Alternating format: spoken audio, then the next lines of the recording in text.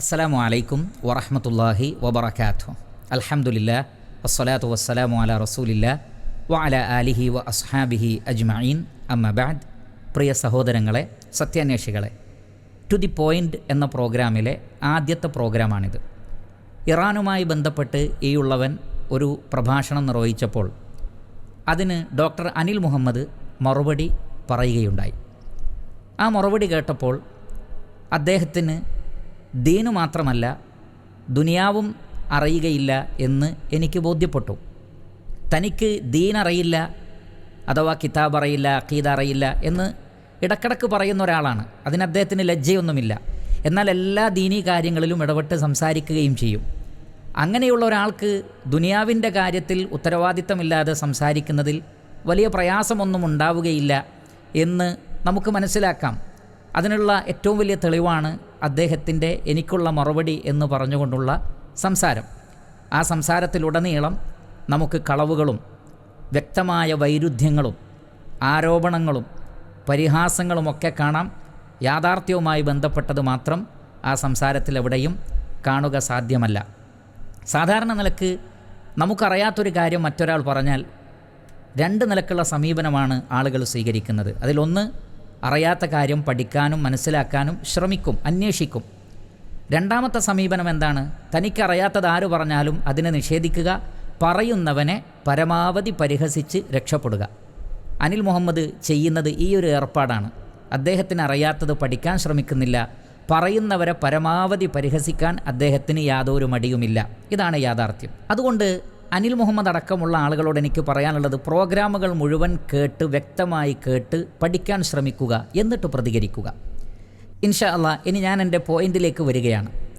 സിറിയയിൽ ഇറാൻ ലക്ഷക്കണക്കിന് മുസ്ലിമീങ്ങളെ കൊന്നൊടുക്കി എന്ന് ഞാൻ പറഞ്ഞിരുന്നു. അപ്പോൾ അനിൽ മുഹമ്മദ് അതിനോട് പ്രതികരിച്ചത്, ആ കൊന്നൊടുക്കി എന്നതിനെ അദ്ദേഹം നിഷേധിച്ചിട്ടില്ല. മറിച്ച് അദ്ദേഹം പറയുന്നത്, ഞാൻ പറഞ്ഞ കാരണമല്ല, അതൊരു ഷിയ സുന്നി സംഘടനത്തിൻ്റെ ബേസിൽ നിന്നുകൊണ്ടല്ല സംഭവിച്ചത് എന്നാണ്. എന്നിട്ട് അദ്ദേഹം പറഞ്ഞത്, ആക്സിസ് ഓഫ് റെസിസ്റ്റൻസ് എന്ന് പറയുന്ന ഇറാൻ്റെ നേതൃത്വത്തിലുള്ള ആ ഒരു സംഘത്തെ നശിപ്പിക്കാൻ വേണ്ടി അമേരിക്ക ഐസിസിനെയും അൽ ഖായിദയുമൊക്കെ ഇറക്കിക്കൊണ്ട് ഖിലാഫത്തിനെതിരിൽ സിറിയയിൽ ഒരു പ്രക്ഷോഭം നടത്തി. ആ പ്രക്ഷോഭത്തെ അടിച്ചമർത്തുകയാണ്. അത് ദീനിലുള്ളതാണ്, അങ്ങനെ കൊന്നൊടുക്കാൻ പ്രശ്നമില്ല എന്ന ഒരു വലിയ അറിവില്ലായ്മയും വിവരക്കേടുമാണ് സത്യത്തിൽ അദ്ദേഹം പറഞ്ഞിട്ടുള്ളത്.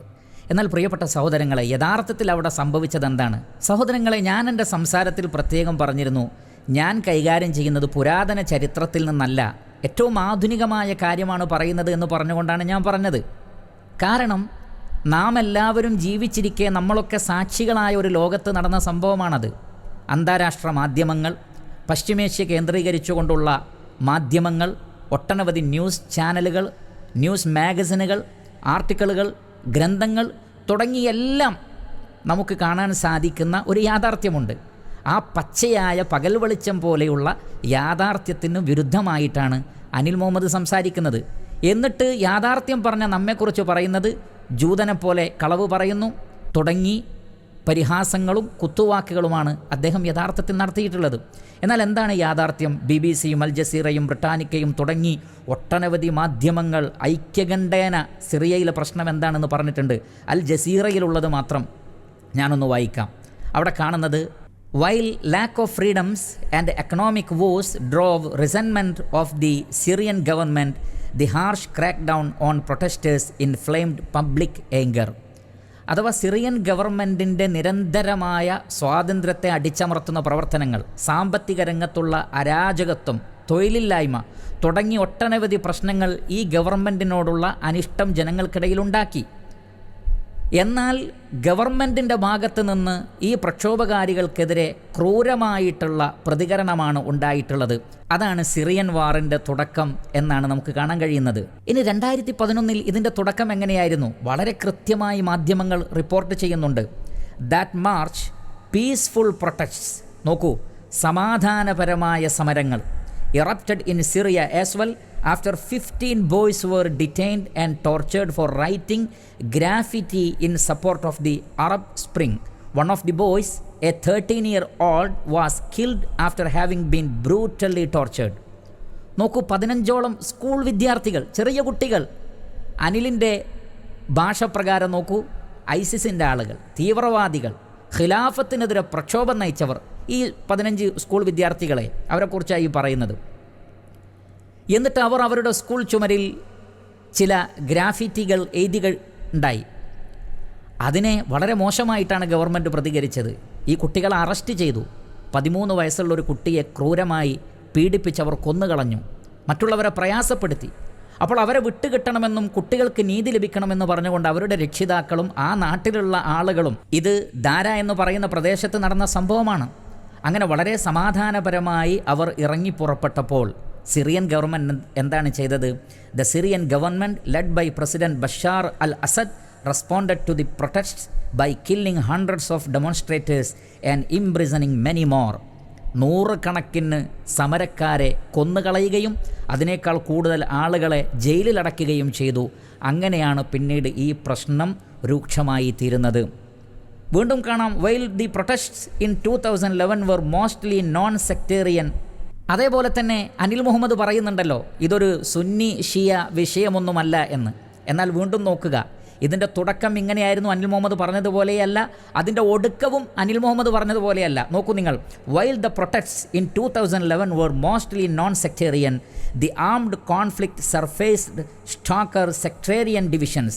Most Syrians are Sunni Muslims, but Syria's security establishment has long been dominated by members of the Alawi sect, of which Assad is a member.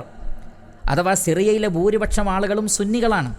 എന്നാൽ ഭരണവും അതേപോലെയുള്ള കാര്യങ്ങളും അലവി ഗ്രൂപ്പിൻ്റെ അടുക്കലാണ്. ഷിയ ഗ്രൂപ്പാണ്.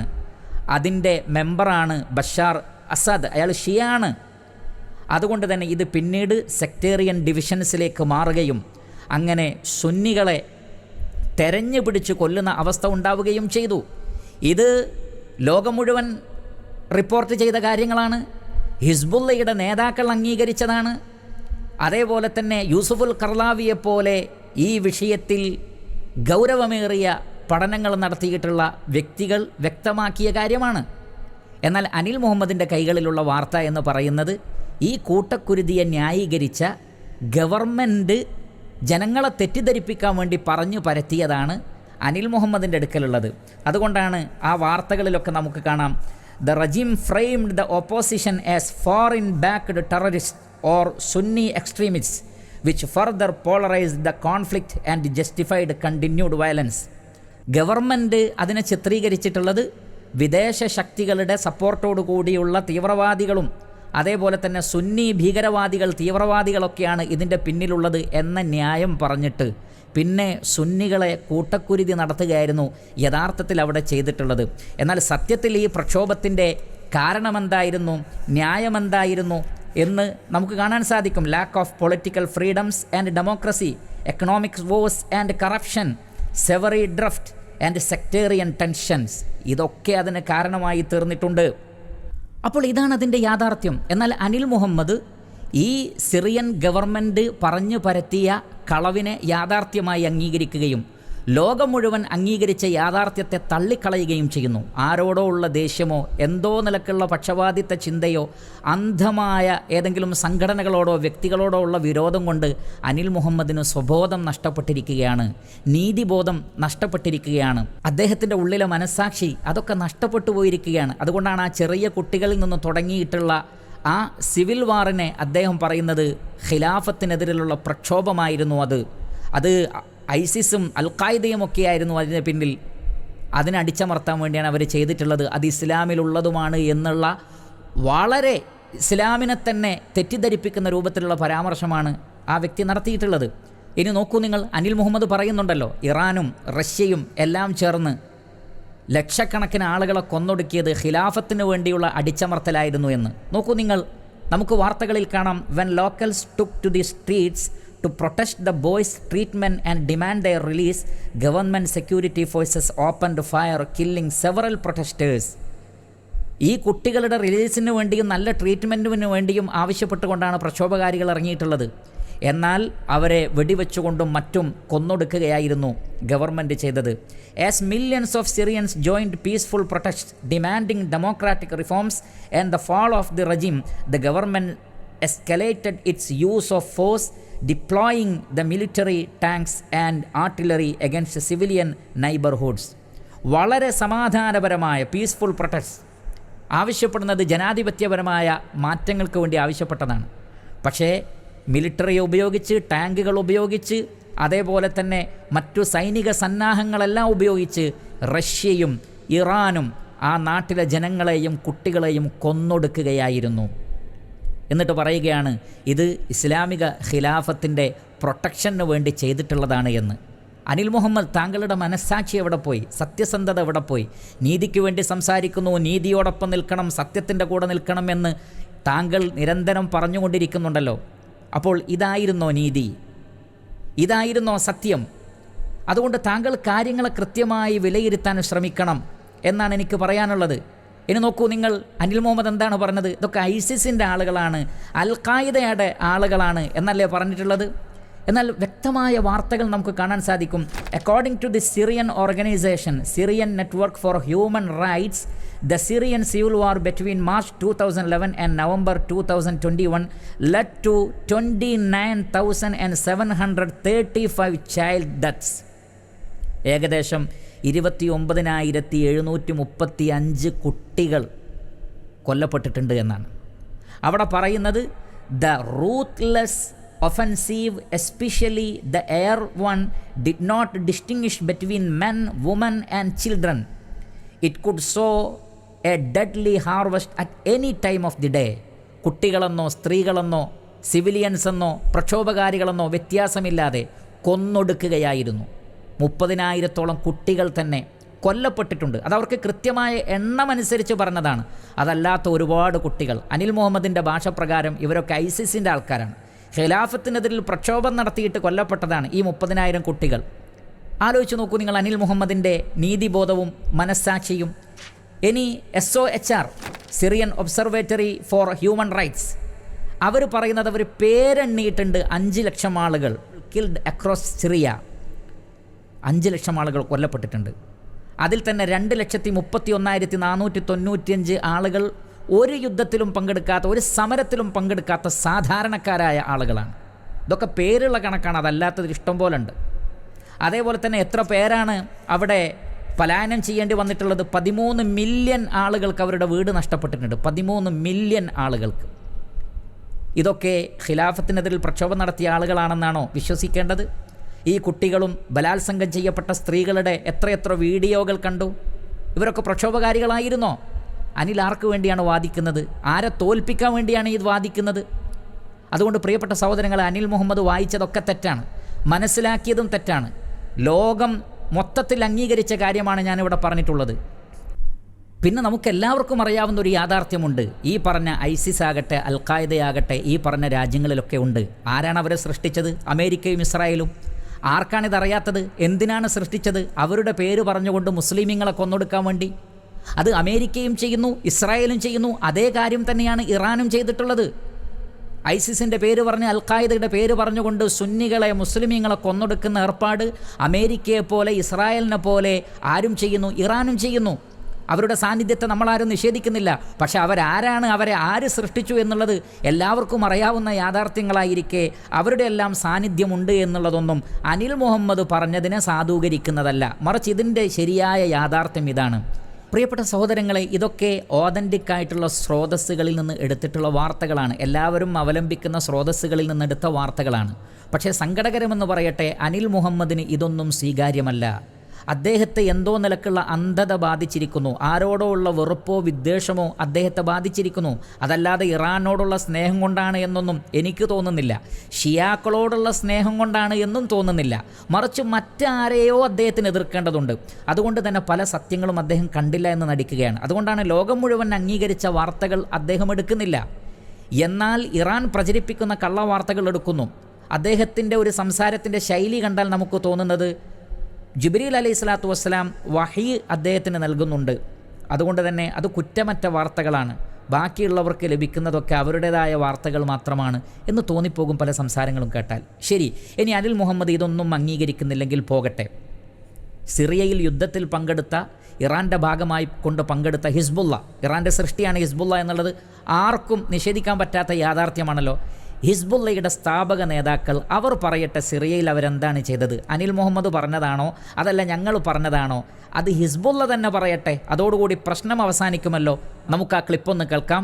ഹിസ്ബുള്ളയുടെ സ്ഥാപക നേതാക്കളിൽപ്പെട്ട തുഫൈലി പറയുന്ന വാക്കുകൾ നിങ്ങളെല്ലാവരും ഒന്ന് ശ്രദ്ധിക്കുക. قتلنا السنة أو قتلنا داعش؟ لا، الكل بيعرف إنه قتلنا سنة. بالعراق نفس الشيء. بس كمان حزب الله ألم ياخذ معارك ضد داعش؟ لا، ما خاض معارك. لا. ضد مين خاضها؟ ضد الشعب السوري. مش ضد المدنيين السوريين وضد المسلحين غير داعش. هذا معروف. لا. നോക്കൂ നിങ്ങൾ, ഹിസ്ബുള്ളയുടെ നേതാവ് പറയുന്നത് ഇറാഖിലും സിറിയയിലുമൊക്കെ ഞങ്ങൾ നേരിട്ടത് ഐസിസിനെയല്ല, ദാഇഷിനെയല്ല, പിന്നെയോ സുന്നികളെയാണ് നേരിട്ടത്. ഇത് എല്ലാവർക്കും അറിയാമെന്നാണ്. അതുകൊണ്ടാണ് എല്ലാ മാധ്യമങ്ങളിലും അത് വന്നിട്ടുള്ളത്. പക്ഷേ അനിൽ മുഹമ്മദ് അവർ പറഞ്ഞാലും അനിൽ മുഹമ്മദ് പറയുന്ന എന്താണ്? അത് ഞാൻ സമ്മതിച്ചു തരൂല. കാരണം അദ്ദേഹം സമ്മതിച്ചാൽ പിന്നെ അദ്ദേഹം ഇത്രയും കാലം പറഞ്ഞുകൊണ്ട് നടന്നതൊക്കെ പൊളിഞ്ഞു പോകും. പലരോടുമുള്ള വിരോധം തീർക്കാൻ അദ്ദേഹത്തിന് കഴിയില്ല. അതുകൊണ്ട് അവർ പറഞ്ഞാലും ഞാൻ അംഗീകരിക്കില്ല എന്നുള്ളൊരവസ്ഥയിലേക്ക് ആര് മാറിയിരിക്കുന്നു? അനിൽ മുഹമ്മദ് മാറിയിരിക്കുന്നു. സഹോദരങ്ങളെ, ഇനി നമുക്ക് ഇറാഖുമായി ബന്ധപ്പെട്ട ചില വിഷയങ്ങൾ പറയാനുണ്ട്. എൻ്റെ സംസാരത്തിൽ ഇറാൻ US-ഉമായി ചേർന്ന് ഇറാഖിൽ നടത്തിയ കൂട്ടക്കശാപ്പുകളെ സംബന്ധിച്ച് ഞാൻ പറഞ്ഞിരുന്നു. അപ്പോൾ എനിക്ക് മറുപടി എന്നോണമുള്ള സംസാരത്തിൽ അനിൽ മുഹമ്മദ് ഇറാൻ യുദ്ധത്തെ സംബന്ധിച്ച് വാചാലമായി ഒരുപാട് മിനിറ്റുകൾ ചെലവഴിച്ച് സംസാരിച്ചത് കണ്ടു. അതിൻ്റെ പശ്ചാത്തലവും മറ്റു കാര്യങ്ങളുമൊക്കെ. യഥാർത്ഥത്തിൽ അനിൽ മുഹമ്മദിൻ്റെ ഒരു പ്രശ്നമെന്ന് പറഞ്ഞാൽ മറ്റുള്ളവർ പറയുന്നത് എന്താണ് എന്ന് കേട്ട് മനസ്സിലാക്കാനുള്ള ഒരു കഴിവ് അദ്ദേഹത്തിനില്ല. ഞാൻ ഇറാൻ യുദ്ധവുമായി ബന്ധപ്പെട്ട് ഒരു പരാമർശവും നടത്തിയിട്ടില്ല. എൻ്റെ വിഷയം അതല്ല. കാരണം ഇറാൻ യുദ്ധത്തിൽ ഇറാഖിൻ്റെ കൂടെയായിരുന്നു US ഉണ്ടായിരുന്നത്. അതെല്ലാവർക്കും അറിയാവുന്ന കാര്യമാണ്. മറിച്ച് ഞാൻ സംസാരിച്ചത് 2003 മുതൽ ആരംഭിച്ചിട്ടുള്ള US-ൻ്റെ ഇറാഖ് അധിനിവേശത്തെ സംബന്ധിച്ചാണ്. ആ 2003 മുതൽ ഷിയാക്കൾക്ക് സ്വാധീനമുള്ള ഭരണം ഇറാഖിൽ വരുന്നത് വരെയുള്ള സുദീർഘമായ വർഷക്കാലഘട്ടത്തിൽ ഇറാൻ എല്ലാ നിലക്കുമുള്ള സപ്പോർട്ടുകൾ US-ന് നൽകിയിട്ടുണ്ട്. അതേപോലെ തന്നെ അവിടെയുള്ള ആളുകളെ അടിച്ചമർത്തുക എന്ന് പേര് പറഞ്ഞുകൊണ്ട് ധാരാളക്കണക്കിന് സുന്നികളെ അവർ കൊന്നൊടുക്കുകയും ചെയ്തിട്ടുണ്ട്. ഈ നിലക്ക് ഇറാൻ US-നെ സപ്പോർട്ട് ചെയ്തു എന്നുള്ളത് എല്ലാ മാധ്യമങ്ങളിലും വന്ന കാര്യമാണ്. വീഡിയോ ഫൂട്ടേജുകൾ, അവരുടെ പ്രസ്താവനകൾ, അവരുടെ നേതൃത്വത്തിൻ്റെ പ്രഖ്യാപനങ്ങൾ, സ്റ്റേറ്റ്മെൻറ്റുകൾ ഇതൊക്കെ ഉണ്ട്. എന്നിട്ടും അനിൽ മുഹമ്മദ് ഇതൊന്നും അംഗീകരിക്കുകയില്ല. അവർ പറഞ്ഞാലും ശരി, ഞാൻ അംഗീകരിക്കുകയില്ല എന്ന ഒരു വാശിയാണ് യഥാർത്ഥത്തിൽ അനിൽ മുഹമ്മദിനുള്ളത്. എല്ലാവർക്കും അറിയാവുന്ന പച്ചയായ യാഥാർത്ഥ്യങ്ങളെ സംബന്ധിച്ചാണ് ഞാൻ പറഞ്ഞിട്ടുള്ളത്. ഉദാഹരണത്തിന് നിങ്ങൾ നോക്കൂ, മഹ്മൂദ് അഹമ്മദ് നജാദ് ഇറാനിൻ്റെ നേരത്തെ ഉണ്ടായിരുന്ന പ്രസിഡൻറ്റുമാരിൽ ഒരാളാണ്. ആ വ്യക്തി 2009 പ്രസിഡൻഷ്യൽ ഇലക്ഷൻ്റെ സന്ദർഭത്തിൽ അദ്ദേഹം ഒരു ഡിബേറ്റിൽ കൃത്യമായി ഇങ്ങനെ പറയുന്നത് നമുക്ക് കാണാൻ സാധിക്കും. America has said that Iran is the axis of evil. They made such an insult when Iran was the country that cooperated with them the most in Afghanistan and Iraq. ഇത് IRNA അഥവാ ഇറാനിലുള്ള official Iranian news agency പുറത്തുവിട്ടതാണ്. അതിൻ്റെ വീഡിയോകളും അതേപോലെ തന്നെ അതിലെ ആ Persian ഭാഷയിലുള്ളതും ഒക്കെ നമുക്ക് കാണാൻ കഴിയും. ആ പേർഷ്യൻ ഭാഷയിലും ഇംഗ്ലീഷിലുമുള്ളത് നിങ്ങൾക്ക് സ്ക്രീനിൽ കാണാം. അപ്പോൾ വ്യക്തമായി പറയുന്നത്, അഹമ്മദ് നജാദ് പറയുന്നത്, ഇറാഖിലും അഫ്ഗാനിസ്ഥാനിലും ആ രാജ്യത്തെ കീഴ്പ്പെടുത്താൻ വേണ്ടി എല്ലാ സപ്പോർട്ടുകളും ഏറ്റവും കൂടുതൽ നൽകിയത് ഞങ്ങളാണ്. പക്ഷേ അനിൽ മുഹമ്മദ് അത് അംഗീകരിക്കുകയില്ല. കാരണം അംഗീകരിച്ചു കഴിഞ്ഞാൽ അനിൽ മുഹമ്മദ് ഇത്രയും കാലം പറഞ്ഞതൊക്കെ വെറുതെയാകും. ഇനി നോക്കൂ, Mohsen Rezaei, former senior commander of the Iran's revolutionary guard, Iran പൊളിറ്റിക്സിൽ വലിയ സ്ഥാനമുള്ള വ്യക്തിയാണ്. അദ്ദേഹം 2005 നൽകിയ ഒരു ഇൻ്റർവ്യൂവിൽ പറയുന്നത്, Iran's allies in Afghanistan and Iraq played an important role in overthrowing the Taliban and Saddam Hussein and Iran provided them with the necessary support. എല്ലാ ആവശ്യമായ സപ്പോർട്ടും ഞങ്ങൾ US-നും അതേപോലെയുള്ള സഖ്യകക്ഷികൾക്കും നൽകിയിട്ടുണ്ട്, ഇറാൻ നൽകിയിട്ടുണ്ട്. എന്തിനാണത്? സദ്ദാം ഹുസൈനെ പുറത്താക്കാൻ, താലിബാനെ പുറത്താക്കാൻ ഒക്കെ എല്ലാ സപ്പോർട്ടും ഞങ്ങൾ നൽകിയിട്ടുണ്ട് എന്ന് അവർ പറയുന്നു. എന്നാലും അനിൽ മുഹമ്മദിന് അതും അംഗീകരിക്കാൻ കഴിയില്ല. അതേപോലെ തന്നെ ജേണൽ അൽ വതൻ 17-12-2012 നമുക്ക് കാണാൻ സാധിക്കും. അവരുടെ മുൻകാല വൈസ് പ്രസിഡന്റുമാരിൽ ഒരാൾ പറഞ്ഞിട്ടുള്ളത്, without Iran Baghdad and Kabul would not have fallen. Iran ഇല്ലായിരുന്നെങ്കിൽ ബാഗ്ദാദിനെയോ കാബൂളിനെയോ പിടിച്ചടക്കാൻ US സാധിക്കുമായിരുന്നില്ല. അപ്പോൾ അത്രമാത്രം സപ്പോർട്ടാണ് അവർ നൽകിയിട്ടുള്ളത് എന്നാണ് അതിൽ കാണാൻ സാധിക്കുന്നത്.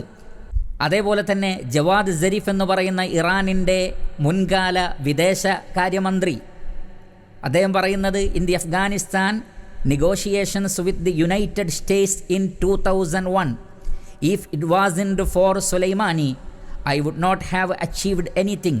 In Iraq in 2003, I would have achieved nothing without Soleimani's information. Qasem Soleimani എന്ന് പറയുന്ന ഖാംനയുടെ വലങ്കയായ എല്ലാ നാടുകളിലും അക്രമത്തിന് നേതൃത്വം നൽകിയിട്ടുള്ള സൈനിക തലവൻ, അയാളുടെ സഹായമില്ലായിരുന്നെങ്കിൽ അഫ്ഗാനിസ്ഥാനിലോ ഇറാഖിലോ ഞങ്ങൾക്കൊന്നും ചെയ്യാൻ സാധിക്കുമായിരുന്നില്ല എന്നുള്ളത് ഇതും IRNA പുറത്തുവിട്ട ന്യൂസുകളിൽ നമുക്ക് കാണാൻ സാധിക്കുന്നതാണ്. ഇനി ഞാൻ നിങ്ങൾക്ക് സ്ക്രീനിൽ ചില ചിത്രങ്ങൾ കാണിക്കാം. ആ ചിത്രങ്ങൾ നിങ്ങൾ നോക്കൂ. അതിലൊക്കെ അടിക്കുറിപ്പോടുകൂടി കാര്യങ്ങൾ വന്നിട്ടുണ്ട്. Iranian backed Shia militias are advancing in Mosul. The militias are using American made military vehicles given by the United States to the Iran backed government in Baghdad. എന്താണ് ചെയ്യുന്നത്? ഷിയ മിലീഷ്യകൾ മൊസൂളിലേക്ക് മുന്നേറുകയാണ്. ഒറ്റ ദിവസം 40,000 സുന്നികളെയാണ് മൊസൂളിൽ കൊന്നൊടുക്കിയിട്ടുള്ളത് എന്ന് വാർത്തകളിൽ കാണാൻ സാധിക്കും. പരിശോധിച്ച് നോക്കൂ. ഈ ഇറാനിയൻ ബാക്ക്ഡ് ഷിയ മിലീഷ്യാസ് ഉപയോഗിക്കുന്നത് ആരുടെ വാഹനമായിരുന്നു? അമേരിക്കൻ മെയ്ഡ് മിലിറ്ററി വെഹിക്കിൾസ് ഉപയോഗിച്ചുകൊണ്ടാണ് അവരത് ചെയ്തിട്ടുള്ളത്. അതേപോലെ അടുത്ത ചിത്രം നോക്കൂ നിങ്ങൾ. കാസിം സുലൈമാനിയെയാണ് കാണുന്നത്. അവിടെ കാണാം in early 2015 the Iranian general Qasem Soleimani was on the Tikrit front. In the background are US supplied military vehicles and US trained and equipped Baghdad government forces. നോക്കൂ നിങ്ങൾ, സുലൈമാനി US കൂടെ ചേർന്ന് എന്നിട്ടാണ് പറയുന്നത് ഇവർ സാമ്രാജ്യത്വത്തിൻ്റെ എതിരാളികളാണ്, അമേരിക്കയുടെ വലിയ ശത്രുക്കളാണ്, അവരില്ലെങ്കിൽ അമേരിക്കയും ഇസ്രായേലിനെ നേരിടാൻ പറ്റൂല എന്നൊക്കെ പറയുന്നു. ആ അമേരിക്കയുടെ കൂടെ കൂടി ഷിയ താല്പര്യങ്ങൾക്ക് വേണ്ടി, ഷിയ ഭരണം കൊണ്ടുവരാൻ വേണ്ടി ലക്ഷക്കണക്കിന് മുസ്ലിമീങ്ങളെ ഇറാഖിൽ ഈ ഒരു 2003 മുതൽക്കുള്ള കാലഘട്ടത്തിൽ അവർ കൊന്നൊടുക്കിയിട്ടുണ്ട്. ഇത് എല്ലാവർക്കും അറിയാവുന്ന യാഥാർത്ഥ്യമാണ്. ഇനി നോക്കൂ, ഷിയായ നൂരി മാലിക്കി സദ്ദാം ഹുസൈനെ താഴെ ഇറക്കിയതിന് ശേഷം അവിടെ വന്നിട്ടുള്ള ഭരണാധികാരി ബുഷിന് നേരെ വരുന്ന ഒരു ചെരുപ്പിനെ തടുത്തുകൊണ്ട് രക്ഷപ്പെടുത്തുകയാണ് ആര്? നൂരി മാലിക് ഷിയ. ബുഷിന് നേരെ ഒരു ചെരുപ്പെറിഞ്ഞപ്പോൾ അതിനെ തടുത്ത് ബുഷിനെ രക്ഷപ്പെടുത്തുന്ന ചിത്രമാണ് നിങ്ങൾ കാണുന്നത്. ഇതേ നൂരി മാലിക്കിയെ നിങ്ങൾക്ക് ഖാംനയുടെ കൂടെ കാണാവുന്നതാണ്.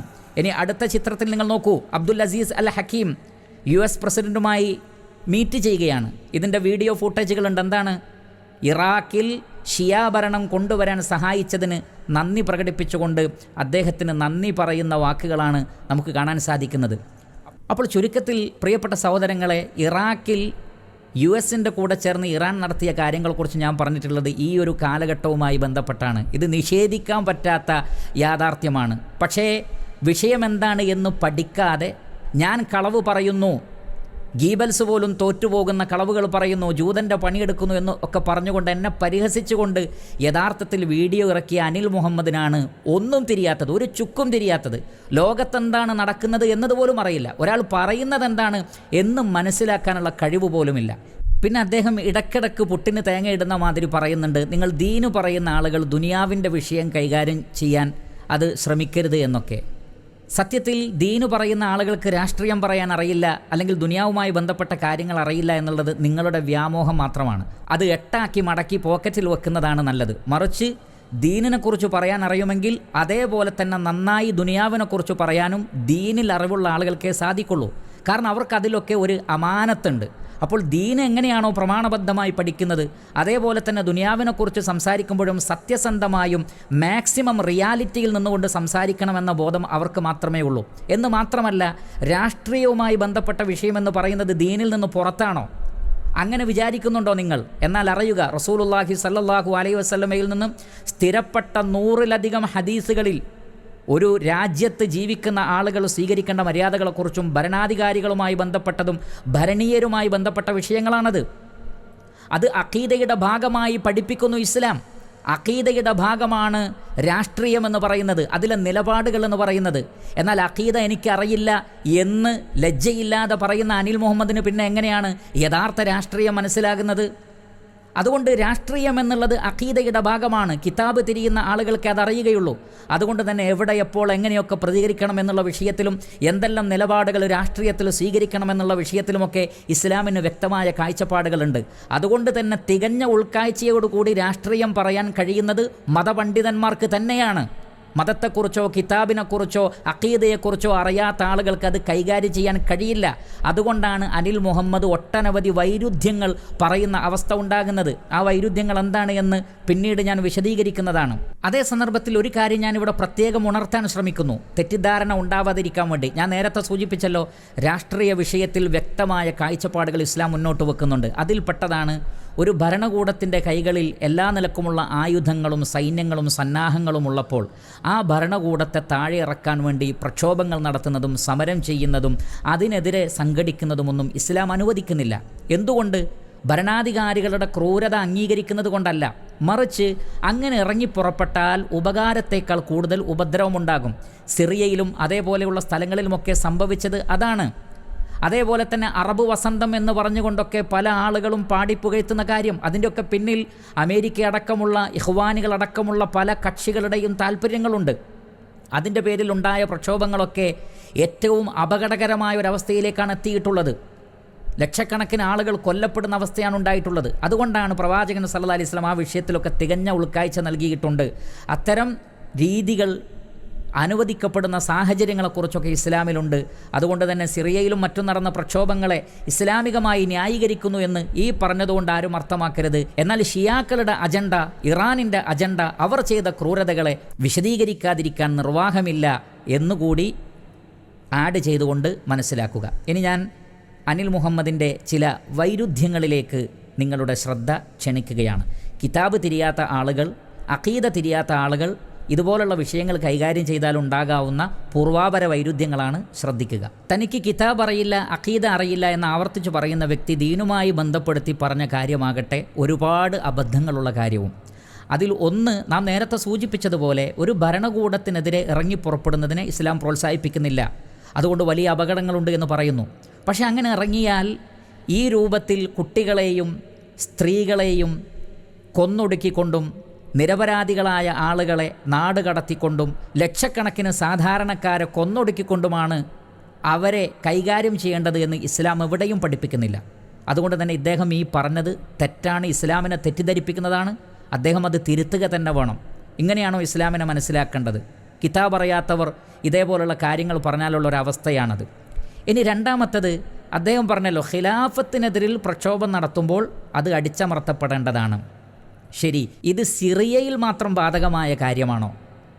യമനിൽ എന്താണ് ചെയ്തത്? യമനിൽ സുന്നി ഭരണകൂടമായിരുന്നല്ലോ. 2014 മുതൽ 15 വരെയുള്ള വിപ്ലവത്തിലൂടെ ഷിയാക്കളായ ഹൂത്തികൾ അവരവിടുത്തെ ഭരണത്തെ താഴെ ഇറക്കിയിട്ട് അവർ സനഅ പിടിച്ചെടുക്കുകയാണ് ചെയ്തത് യമനിൽ.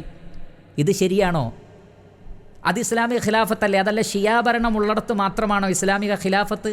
ഷിയാ ഭരണത്തെ ആർക്കെങ്കിലും ഇസ്ലാമിക ഖിലാഫത്ത് എന്ന് പറയാൻ പറ്റുമോ? പോട്ടെ, ഇനി അംഗീകരിച്ചു കൊടുത്താൽ തന്നെ ഈ ഷിയാക്കൾ ഭരിക്കുമ്പോൾ മാത്രമാണോ അത് ഇസ്ലാമിക ഖിലാഫത്തായി തീരുന്നത്? യമനിലുള്ള ഖിലാഫത്ത് അത് അംഗീകരിക്കാൻ പറ്റൂലേ? അപ്പോൾ അവിടെ പ്രക്ഷോഭകാരികളുടെ കൂടെ നിൽക്കുക, പ്രക്ഷോഭകാരികൾക്ക് എല്ലാ നിലക്കുമുള്ള സഹായങ്ങൾ ചെയ്തു കൊടുത്ത് ഗവൺമെൻറ്റിനെ താഴെ ഇറക്കുക, ഇത് വൈരുദ്ധ്യമല്ലേ അനിൽ മുഹമ്മദ്? അതേപോലെ തന്നെ ഇറാഖിൽ അതും ഇസ്ലാമിക ഖിലാഫത്തല്ലേ? അവിടെ സുന്നികളായിരുന്നു ഭരിച്ചുകൊണ്ടിരുന്നത്. അപ്പോൾ അതിനെതിരെ പ്രവർത്തിക്കുന്ന US-നടക്കം സാമ്രാജ്യത്വ ശക്തികൾക്കടക്കം എല്ലാ സഹായങ്ങളും ചെയ്തു കൊടുക്കുക. അവിടെ ഈ നിയമം ബാധകമല്ലേ? അനിൽ മുഹമ്മദ്, താങ്കൾ പറയൂ. ലബനാനിലും അങ്ങനെ തന്നെ. അപ്പോൾ താങ്കൾ വൈരുദ്ധ്യമാണ് പറയുന്നത്. ഒരു കാര്യം പറയുമ്പോൾ അത് എല്ലായിടത്തേക്കും സ്യൂട്ടബിൾ ആവേണ്ടതില്ലേ? ഈ വൈരുദ്ധ്യം യഥാർത്ഥത്തിൽ ഇറാനുമുണ്ട്. ഇനി ഇതിൻ്റെയൊക്കെ ഒരു കാരണങ്ങളുമായി ബന്ധപ്പെട്ട് വളരെ അടിസ്ഥാനപരമായ ചില കാര്യങ്ങൾ സൂചിപ്പിക്കാനുണ്ട്. അനിൽ മുഹമ്മദ് അടക്കമുള്ള ആളുകൾ, തെറ്റിദ്ധരിച്ച ആളുകളൊക്കെ മനസ്സിലാക്കേണ്ടുന്ന സുപ്രധാനമായ ചില പോയിൻ്റുകളാണ് ഇനി പറയാൻ പോകുന്നത്. അത് നിങ്ങൾ ശ്രദ്ധിച്ച് കേൾക്കുക. സഹോദരങ്ങളെ, ഇറാൻ ഭരണഘടനയുടെ ആർട്ടിക്കിൾ 154 ശ്രദ്ധിക്കുക. അതിലുള്ളത്, the Islamic republic of Iran has as it's ideal human felicity throughout human society and considers the attainment of independence, freedom and rule of justice and truth to be the right of all people of the world Accordingly, while scrupulously refraining from all forms of interference in the internal affairs of other nations, it supports the just struggles of the mustal'ifoon against the mustakbiroon in every corner of the globe. എന്ന് പറഞ്ഞാൽ മുഴുവൻ ലോകവും Iran ശ്രദ്ധിക്കും, അവിടെയുള്ള സ്വാതന്ത്ര്യത്തിൻ്റെ വിഷയത്തിൽ Iran ഇടപെടും എന്ന് മാത്രമല്ല, ഒരു ഭംഗിവാക്ക് പറയുന്നുണ്ട്, ഞങ്ങൾ മറ്റു രാജ്യങ്ങളുടെ ആഭ്യന്തര കാര്യങ്ങളിൽ ഇടപെടുകയില്ല. എന്നിട്ട് ഉടനെ തന്നെ തൊട്ടടുത്ത വരിയിൽ പറയുന്നത്, എന്നാൽ അതത് രാജ്യങ്ങളിലെ ദുർബലരായ ആളുകളെ, അവിടെയുള്ള അഹങ്കാരികളായ ആളുകൾക്കെതിരെ, അങ്ങനെയുള്ള ഭരണാധികാരികൾക്കെതിരെ സമരം ചെയ്യാൻ ഞങ്ങൾ സഹായിക്കും. ആയുധങ്ങൾ നൽകി, സമ്പത്ത് നൽകി, യമനിൽ സഹായിച്ചതുപോലെ, ഇറാഖിൽ സഹായിച്ചതുപോലെ, അഫ്ഗാനിസ്ഥാനിൽ സഹായിച്ചതുപോലെ ഞങ്ങൾ സഹായിക്കും എന്ന് പറഞ്ഞാൽ വ്യക്തമായി മറ്റു രാജ്യങ്ങളിൽ ഇടപെടും, അവിടെ കലാപങ്ങൾക്ക് നേതൃത്വം കൊടുക്കും, അതിനെ സഹായിക്കും എന്ന് തന്നെയാണ് പറയുന്നത്. അപ്പോൾ ഇവിടെ നമുക്ക് ലളിതമായ കുറച്ച് കാര്യങ്ങൾ ചോദിക്കാനുണ്ട്. ഇത് തന്നെയല്ലേ സാമ്രാജ്യത്വം? അമേരിക്കയും ഇസ്രായേലും ഒക്കെ ചെയ്യുന്നത് എന്താണ്? ആ രാജ്യത്ത് അനീതിയുണ്ട്, ഇന്ന സ്ഥലത്ത് അക്രമമുണ്ട്, അതുകൊണ്ട് ആ രാജ്യത്തിലെ ഭരണാധികാരികളെ മാറ്റണം, അതിനാണ് ഞങ്ങൾ യുദ്ധം ചെയ്യുന്നത്. ഇതല്ലേ അമേരിക്ക പറയുന്നത്? അത് തന്നെയല്ലേ ഇറാനും ഈ എഴുതി വച്ചിട്ടുള്ളത്?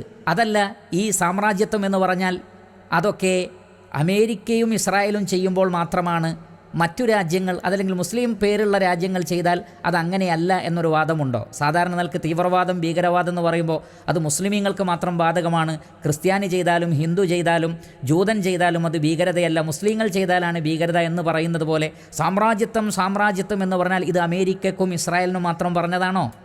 ഇറാൻ വ്യക്തമായി പറയുന്നത് അതാണ്. മാത്രമല്ല, ചോദിക്കട്ടെ, മറ്റുള്ള രാജ്യങ്ങളുടെ ആഭ്യന്തര കാര്യത്തിൽ ഇടപെടുന്നു, അതാണ് അമേരിക്ക ചെയ്യുന്ന തെറ്റ്, അത് അനീതിയാണ് എന്ന് പറയുന്ന ആളുകളെ ഞാൻ ചോദിക്കട്ടെ, സിറിയയിൽ ഇറാൻ എന്താണ് കാര്യം? ഇറാഖിൽ ഇറാൻ എന്താണ് കാര്യം? അഫ്ഗാനിസ്ഥാനിൽ ഇറാൻ എന്താണ് കാര്യം? ലബനാനിൽ ഇറാൻ എന്താണ് കാര്യം? യമനിൽ ഇറാൻ എന്താണ് കാര്യം? അപ്പോൾ ഈ രാജ്യങ്ങളുടെ എല്ലാം ആഭ്യന്തര കാര്യങ്ങളിൽ ഇറാൻ ഇടപെടുന്നു, ആയുധങ്ങൾ നൽകി സഹായിക്കുന്നു. മാത്രമല്ല, ഇവിടെ പറഞ്ഞ എന്താണ്? മുസ്തളൈഫീങ്ങൾ, ദുർബലരായ ആളുകളെയാണ് ഞങ്ങൾ സഹായിക്കുന്നത് എന്നാണ്. അങ്ങനെയാണെങ്കിൽ സിറിയയിൽ ആരെയാണ് സഹായിക്കേണ്ടത്? നിങ്ങൾ ചിന്തിക്കൂ. നിങ്ങൾക്ക് ബുദ്ധി ഉണ്ടെങ്കിൽ, അല്പമെങ്കിലും ചിന്തിക്കാനുള്ള കഴിവ് നിങ്ങൾക്കുണ്ടെങ്കിൽ നിങ്ങൾ ചിന്തിക്കൂ. മുസ്തളൈഫീങ്ങൾ ആരായിരുന്നു? ബഷാർ അസദിൻ്റെ വളരെ മോശമായ ഭരണത്തിനെതിരെ സമാധാനപരമായിട്ടാണ് അവർ രംഗത്തെത്തിയത്. എന്നിട്ട് അവരെ കൊന്നൊടുക്കിയ ക്രൂരരായ ഭരണാധികാരികളുടെ കൂടെ നിൽക്കുക. അപ്പോൾ ഇറാൻ്റെ കാഴ്ചപ്പാട് പ്രകാരം ആരാണ് അവിടുത്തെ ദുർബലർ? ജനങ്ങളെ അടിച്ചമർത്തുന്ന ഭരണകൂടം, അവരാണ് ദുർബലർ. അടിച്ചമർത്തപ്പെട്ട ആ ജനത അഹങ്കാരികളും. വല്ലാത്തൊരു കണ്ടെത്തൽ തന്നെയാണത്. ഇറാഖിൽ US സഹായിച്ചു. കാരണം എന്താണ്? ദുർബലരാണല്ലോ US.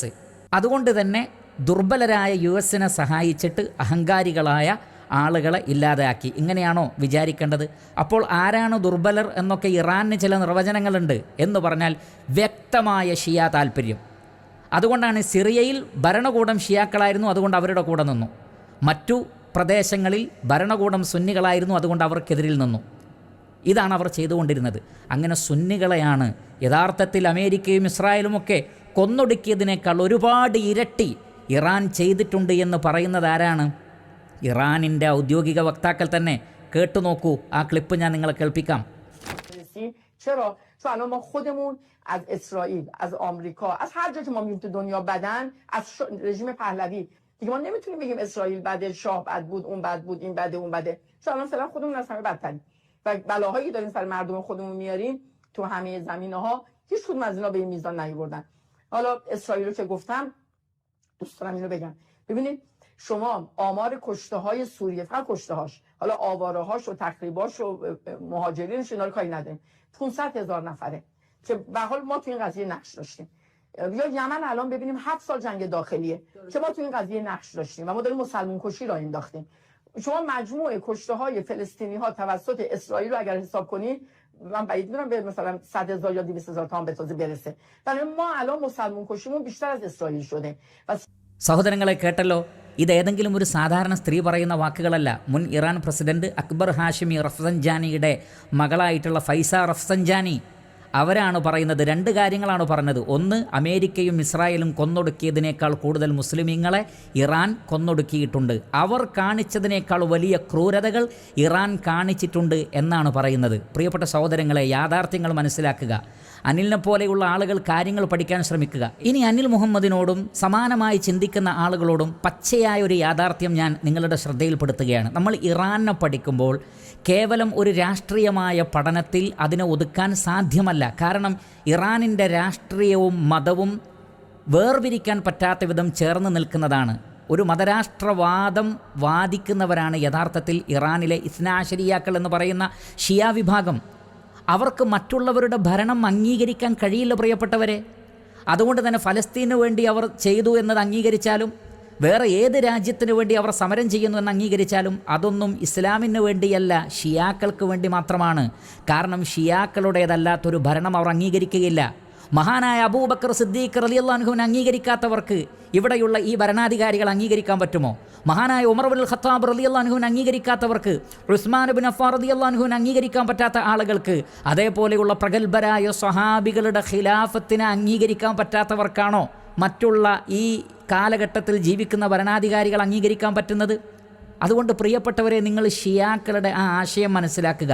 എന്താണ് ഇസ്നാഅശരിയാക്കളുടെ, ഇറാന് നേതൃത്വം നൽകുന്ന ഭരണകൂടത്തിൻ്റെ അഖീദ എന്താണ്? ഇറാൻ ഭരണകൂടത്തിന് നേതൃത്വം നൽകുന്ന ഷിയാക്കളുടെ വിശ്വാസപ്രകാരം, ഖുമൈനിയുടെയും ഖാംനയുടെയും വിശ്വാസപ്രകാരം നബിമാർ കഴിഞ്ഞാൽ പിന്നെ മാസൂമിങ്ങളായ പാപസുരക്ഷിതരായ ആളുകളാണ് ഇമാമിങ്ങൾ.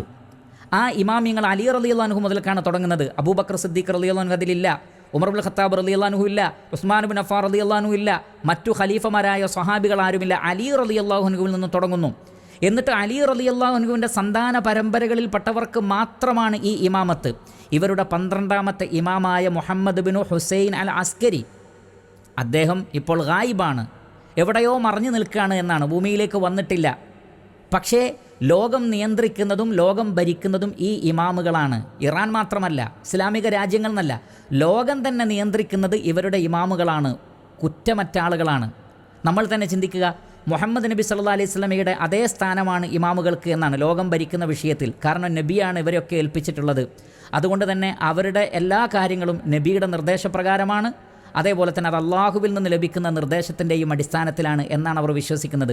അള്ളാഹുവിൻ്റെ റസൂൽ ഉണ്ടാകുമ്പോൾ അവർ മറ്റുള്ളവരുടെ ഭരണം അംഗീകരിക്കുമോ? അബൂബക്കറിനെ, ഉമറിനെ, ഉസ്മാൻ റളിയല്ലാഹു അൻഹും അജ്മഈൻ ഇവരൊന്നും അംഗീകരിക്കാത്തവരാണോ ആധുനിക കാലഘട്ടത്തിലെ ഭരണാധികാരികൾ അംഗീകരിക്കുന്നത്?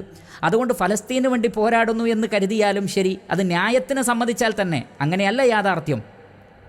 മറ്റേതൊരു രാജ്യത്തിലും ഇറാൻ ഇടപെടുന്നുണ്ടെങ്കിൽ അത് ആ രാജ്യത്തിലെ ജനങ്ങൾക്ക് ഭരണമേൽപ്പിച്ചു കൊടുക്കാനല്ല, മറിച്ച് ഇറാൻ ആ രാജ്യങ്ങൾ ഭരിക്കാനാണ്. കാരണം അവർ മനസ്സിലാക്കുന്നത് വിലായത്തുൽ ഫഖീഹ് എന്ന തത്വപ്രകാരം ഈ ഇമാമിൻ്റെ റെപ്രസെൻറ്റേറ്റീവാണ് ഒരു ഫഖീഹായ ഒരു പണ്ഡിതൻ. ഖുമൈനി പറഞ്ഞത് അതിലൊന്ന് ഞാനാണ് എന്നാണ്.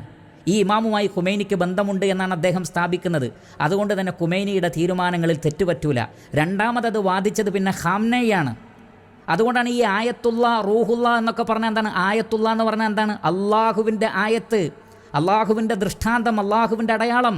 റൂഹുള്ള എന്ന് പറഞ്ഞാൽ അള്ളാഹുവിൻ്റെ പ്രത്യേകമായ ആത്മാവ്. ഈ പേരുകളൊക്കെ നൽകുന്നത് വെറുതെയല്ല, മറിച്ച് അള്ളാഹുവിൻ്റെ ആ ഖിലാഫത്താണ് അവർ ഭൂമിയിൽ നടപ്പിലാക്കുന്നത് എന്നാണ്. ഇന്നി ജാഇലുൻ ഫിൽ അർളി ഖലീഫ എന്ന ആയത്തിനെ ദുർവ്യാഖ്യാനിച്ചിട്ട് അവർ പറയുന്നത് ഈ ഇമാമുകളാണ് ആ ഖലീഫമാർ. അതുകൊണ്ട് ഖുമൈനിയും ഖാംനയും ഒക്കെ ആരാണ്? ഈ ഇമാമുമാരെ പ്രതിനിധാനം ചെയ്തുകൊണ്ട് ഇവിടെ ഭരിക്കേണ്ട ആളുകളാണ്. അതുകൊണ്ട് തന്നെ അവരുള്ളപ്പോൾ മറ്റുള്ളവർക്ക് എന്ത് സ്ഥാനമാണുള്ളത്? കാരണം നബിയിൽ നിന്നും മറ്റുമുള്ള നിർദ്ദേശം അനുസരിച്ചല്ലേ ഇവർ ഭരിക്കുന്നത്. പിന്നെ മറ്റുള്ളവർക്ക് വല്ല സ്ഥാനവുമുണ്ടോ? അവരത് അംഗീകരിക്കുമോ?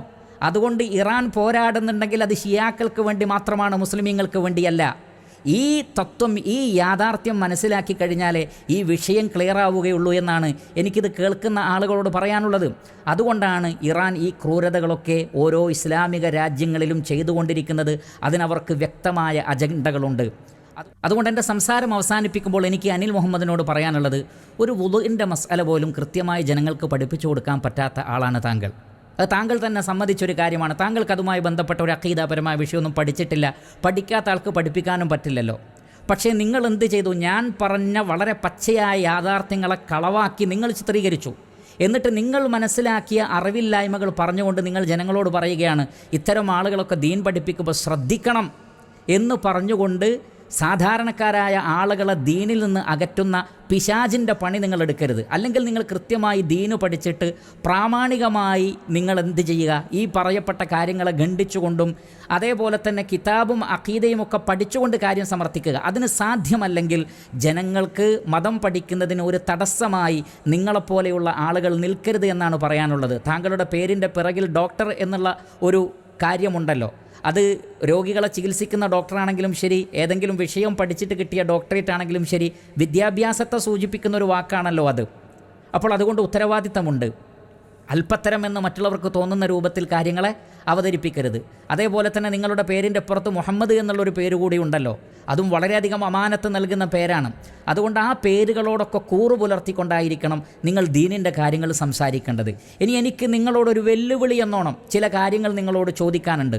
നിങ്ങളുടെ സംസാരങ്ങളിൽ ഞങ്ങൾ പറയുന്ന കാര്യങ്ങളെ വ്യക്തമായി സത്യസന്ധമായി ഉദ്ധരിച്ചുകൊണ്ട് ഖണ്ഡിക്കാൻ നിങ്ങൾക്ക് സാധിക്കുന്നേയില്ല. പിന്നെ നിങ്ങൾ എന്താണ് ചെയ്യുന്നത്? ഞങ്ങൾക്കില്ലാത്ത വാദം ഞങ്ങൾക്കുണ്ട് എന്ന് സമർത്ഥിച്ചുകൊണ്ട് അതിനെയാണ് നിങ്ങൾ ഖണ്ഡിക്കുകയും ചിരിക്കുകയും പരിഹസിക്കുകയൊക്കെ ചെയ്യുന്നത്. അതുകൊണ്ട് എനിക്ക് സൂചിപ്പിക്കാനുള്ളത്, നിങ്ങൾ പറയുന്നുണ്ടല്ലോ ഞങ്ങൾ അമേരിക്കയുടെ കൂട്ടുകാരാണ്, അമേരിക്ക ഇസ്രായേലൊക്കെ ഞങ്ങളുടെ കൂട്ടുകാരാണ്, നെതന്യാഹു ട്രംപൊക്കെ ഞങ്ങളുടെ കൂട്ടുകാരാണ്, ഞങ്ങൾ അവരുടെ ചെയ്തികളൊക്കെ അംഗീകരിക്കുന്നു. താങ്കൾക്ക് ധൈര്യമുണ്ടോ? സത്യസന്ധതയുണ്ടെങ്കിൽ, നീതിബോധമുണ്ടെങ്കിൽ, ധൈര്യമുണ്ടെങ്കിൽ ഏതെങ്കിലും ഒരു വാക്ക്, ഒരു ക്ലിപ്പ്, ഒരു എഴുത്ത് അമേരിക്കയെ സപ്പോർട്ട് ചെയ്യുന്നു, ഇസ്രായേലിൻ്റെ ചെയ്തികളെ സപ്പോർട്ട് ചെയ്യുന്നു എന്ന് വിസ്ഡത്തിലെ ഏതെങ്കിലും പണ്ഡിതന്മാരോ പ്രബോധകന്മാരോ പ്രസംഗിച്ചതിൻ്റെ ഒരു ക്ലിപ്പെങ്കിലും അവതരിപ്പിക്കാൻ താങ്കൾക്ക് സാധ്യമാണോ?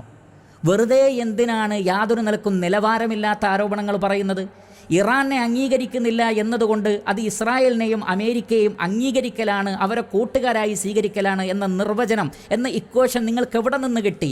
ഏത് തെളിവിൻ്റെ, ഏത് നീതിബോധത്തിൻ്റെ അടിസ്ഥാനത്തിലാണ് ആ നിലക്ക് പറയുന്നത്? അതുകൊണ്ട് ധൈര്യമുണ്ടെങ്കിൽ താങ്കൾ അത് തെളിയിക്കണം, ക്ലിപ്പിട്ട് തെളിയിക്കണം. അതേപോലെ തന്നെ ഇസ്രായേലും മറ്റും ഇറാനിലടക്കം ചെയ്തു കൂട്ടുന്ന ക്രൂരകൃത്യങ്ങൾ ന്യായീകരിക്കാവുന്നതാണ് എന്നാരെങ്കിലും പറഞ്ഞിട്ടുണ്ടോ? പറഞ്ഞിട്ടില്ല. അതേ സന്ദർഭത്തിൽ പരിശുദ്ധ ഖുർആൻ പഠിപ്പിക്കുന്ന ചില തത്വമുണ്ട്. ഒരു ലാലിമിനെ മറ്റൊരു ലാലിമിനെ കൊണ്ട് അള്ളാഹു ആക്രമിക്കും. ഏതെങ്കിലും ഒരാൾ ളുൽമ് ചെയ്തിട്ടുണ്ടെങ്കിൽ ആ ആക്രമിക്കപ്പെട്ടവരുടെ പ്രാർത്ഥന അള്ളാഹു കേൾക്കുകയും ലാലിമുകളെ അള്ളാഹു സുബ്ഹാനഹു വ തആല മറ്റു ലാലിമുകളെ കൊണ്ടോ മറ്റോ അള്ളാഹു പിടികൂടുകയും ചെയ്യുമെന്നുള്ളത് ഖുർആനിൻ്റെ അധ്യാപനമാണ്. ഇത് പറഞ്ഞു എന്നല്ലാതെ, ഇറാൻ്റെ ക്രൂരതകൾ വിശദീകരിച്ചു എന്നതല്ലാതെ, ഇറാൻ മുസ്ലിമീങ്ങളുടെ സംരക്ഷകരാണ് എന്ന് പറയാൻ പറ്റില്ല എന്ന് ഡസൻ കണക്കിന് തെളിവുകൾ കൊണ്ട് സമർത്ഥിച്ചു എന്നല്ലാതെ വേറെ എന്ത് തെറ്റാണ് വിസ്ഡവും അതിലുള്ള പണ്ഡിതന്മാരും പ്രബോധകന്മാരും ചെയ്തിട്ടുള്ളത്?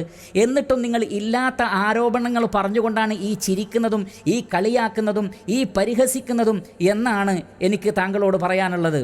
അതേപോലെ തന്നെ ഞങ്ങൾ പറഞ്ഞു ഇറാൻ ഇസ്ലാമിന് വേണ്ടിയല്ല പോരാടുന്നത്, തെളിവുകൾ സഹിതം ഞങ്ങൾ സമർത്ഥിച്ചു. മറിച്ച് ഖണ്ഡിക്കാൻ സാധിക്കുമെങ്കിൽ പറയുക, ഫലസ്തീനിനെ മോചിപ്പിക്കാൻ വേണ്ടിയാണ് എന്നത് ഖണ്ഡിതമായ രേഖയില്ലാത്ത കാര്യമാണ്. ഫലസ്തീനെ ഒന്നാമതായി മോചിപ്പിച്ചത് ഉമർ ബിൻ ഖത്താബ് റളിയല്ലാഹു അൻഹുവാണ്. ആ ഉമർ ബിൻ ഖത്താബ് റളിയല്ലാഹു അൻഹുവിനെ കാഫിറാണ് എന്ന് വിശദീകരിക്കുന്ന, അദ്ദേഹത്തിൻ്റെ ഖിലാഫത്ത് അംഗീകരിക്കാത്തവരാണ് ഷിയാക്കൾ. അതേപോലെ തന്നെ പിന്നീട് സലാഹുദ്ദീൻ അയ്യൂബിയാണ് ഫലസ്തീനെ മോചിപ്പിച്ചത്, ഖുദ്സിനെ മോചിപ്പിച്ചത്. അദ്ദേഹം സുന്നിയാണ്, ഷിയ അല്ല. അദ്ദേഹത്തിനെതിരിൽ പ്രവർത്തിക്കുകയാണ് ഷിയാക്കൾ ചെയ്തത് എന്ന് ചരിത്രം പരിശോധിച്ചാൽ നമുക്ക് കാണാൻ സാധിക്കും. എന്നാൽ ഖുദ്സിനെയോ ഫലസ്തീനെയോ മോചിപ്പിച്ച ഒറ്റ ഷിയ നേതാവുമില്ല എന്നുള്ളത് ചരിത്രം പരിശോധിച്ചാൽ കാണാൻ സാധിക്കും. എന്നിട്ടും നിങ്ങൾ സുന്നികളെ ഇകഴ്ത്തുകയും ഷിയാക്കളാണ് ഫലസ്തീൻ്റെ മോചകർ എന്ന് പറയുകയും ചെയ്യുന്നത് ശരിയല്ല. ഫലസ്തീനിൽ അവർ ഇടപെടുന്നുണ്ടെങ്കിൽ പോലും അത് ഫലസ്തീന് വേണ്ടിയല്ല എന്ന് രേഖാസഹിതം ഞാൻ സമർത്ഥിക്കുകയും ചെയ്തു. അതേപോലെ തന്നെ ഷഹീദ് എന്ന് ഒരാളെ വിളിക്കാൻ പാടില്ല എന്നുള്ളത് ഇസ്ലാമിൻ്റെ ഖണ്ഡിതമായ നിയമമാണ്. ഒന്നുകിൽ ഖുർആൻ കൊണ്ട് തെളിയണം, അല്ലെങ്കിൽ അള്ളാഹുവിൻ്റെ റസൂല് പറയണം. അല്ലാത്ത പക്ഷം ഒരാളെ ഷഹീദ് എന്ന് വിളിക്കാൻ പാടില്ല എന്നതാണ് പ്രമാണം. പാടുണ്ടെങ്കിൽ താങ്കളെ പ്രമാണം ഉദ്ധരിക്ക്, എന്നിട്ട് കളിയാക്ക്, എന്നിട്ട് പരിഹസിക്ക്. എവിടെയാണ് പ്രമാണമുള്ളത്? ഒരു വ്യക്തി മരണപ്പെട്ടാൽ അദ്ദേഹം ഷഹീദാണ് എന്നുള്ളത് ഗൈബിയായ ഒരു വിഷയമാണ്. അത് പറയാൻ പറ്റുമെന്നതിൻ്റെ രേഖ എവിടെയാണ്? അത് സമർത്ഥിക്കാതെ നിങ്ങൾ പരിഹസിച്ചത് കൊണ്ട്, കളിയാക്കിയത് കൊണ്ട് കാര്യമുണ്ടോ? അതേപോലെ തന്നെ ഷിയാക്കളുടെ മുഖ്യമായ ശത്രു ഇസ്രായേലോ അമേരിക്കയോ അല്ല, സുന്നി രാജ്യങ്ങളാണ് എന്ന് ഷിയാക്കളുടെ രേഖകളിൽ നിന്ന് ഉദ്ധരിച്ചുകൊണ്ട് ഞാൻ സംസാരിച്ചിട്ടുണ്ട്. അതിനെ ഖണ്ഡിക്കാൻ താങ്കൾക്ക് സാധിക്കുമോ? അതിനെ ഖണ്ഡിക്കാൻ നിങ്ങൾക്ക് സാധ്യമല്ല. അതേപോലെ തന്നെ ഞങ്ങൾ പറയുന്നു, ഇറാനെയും ഷിയാക്കളെയും മഹത്വവൽക്കരിക്കുന്നത് മുസ്ലിം ഉമ്മത്തിൽ ഫിത്നയ്ക്ക് കാരണമായി തീരും. ഇതുപോലെയുള്ള സന്ദർഭങ്ങളിൽ ജനങ്ങളെ ബോധ്യപ്പെടുത്തിയിട്ടില്ലെങ്കിൽ അത് ഫിത്നയ്ക്ക് കാരണമായി തീരും. കാരണം അബ്ദുല്ലാഹിബ്നു സബഇനെ പോലെയുള്ള ആളുകൾ, ഷിയായിസത്തിന് തുടക്കം കുറിച്ച ആളുകൾ, അതേപോലെയുള്ള ഫിത്നയിൽപ്പെട്ട ഒട്ടനവധി പിഴച്ച ഗ്രൂപ്പുകൾ എപ്പോഴാണ് ഉണ്ടായിട്ടുള്ളത്? മുസ്ലിം ഉമ്മത്തിൽ ഇതേപോലെയുള്ള ഭിന്നതകൾ ഉണ്ടായപ്പോൾ അതിനെ മുതലെടുത്തതാണ്. അങ്ങനെ ധാരാളം ആളുകൾ അഖീദയിൽ പിഴച്ചുപോയി. ഇസ്ലാമിൻ്റെ ചരിത്രം പരിശോധിച്ചാൽ നിങ്ങൾക്ക് കാണാൻ സാധിക്കും. എന്നാൽ ധാരാളം ആളുകൾ രക്ഷപ്പെടാനുള്ള കാരണം അതത് കാലഘട്ടത്തിലെ പണ്ഡിതന്മാർ വളരെ കൃത്യമായി അതിനെക്കുറിച്ച് ബോധവൽക്കരണം നടത്തിയത് കൊണ്ടാണ്. ആ ബോധവൽക്കരണത്തിൻ്റെ മാതൃകയാണ് ഈ പ്രസ്ഥാനം സ്വീകരിച്ചിട്ടുള്ളത്.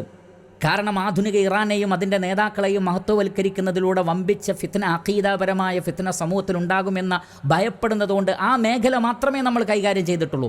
അതിനപ്പുറത്തുള്ളതൊക്കെ നിങ്ങൾ എഴുതാപ്പുറം വായിച്ച് ഖണ്ഡിക്കാൻ കഴിയാതെ തോറ്റ് എളിഭ്യനായി തീർന്നപ്പോൾ താങ്കളും താങ്കളെപ്പോലെയുള്ള ആളുകളും ഞങ്ങളുടെ വാദത്തെ ഖണ്ഡിക്കാൻ പറ്റാതാകുമ്പോൾ രക്ഷപ്പെടാൻ വേണ്ടി മാത്രമാണ് നിങ്ങൾ ഇത്തരം ആരോപണങ്ങളും കളവുകളും പറഞ്ഞിട്ട് അതിന് ഖണ്ഡനം പറഞ്ഞ് ചിരിച്ച് സായുജ്യമടയുന്നു. അതുകൊണ്ട് പ്രിയപ്പെട്ട സഹോദരങ്ങളെ, സത്യം ഇതാണ് എന്ന് മനസ്സിലാക്കുക. സത്യം സത്യമായി മനസ്സിലാക്കുവാൻ, ഉൾക്കൊള്ളുവാനുള്ള തൗഫീഖ് അല്ലാഹു സുബ്ഹാനഹു വ തആല നമുക്കെല്ലാവർക്കും അനിൽ മുഹമ്മദിനും ഒക്കെ പ്രദാനം ചെയ്യുമാറാകട്ടെ. വസല്ലല്ലാഹു വസല്ലമ അലാ ഖൈരി ഖൽഖി മുഹമ്മദി വ ആലിഹി വസഹ്ബിഹി അജ്മഈൻ വൽഹംദുലില്ലാഹി റബ്ബിൽ ആലമീൻ.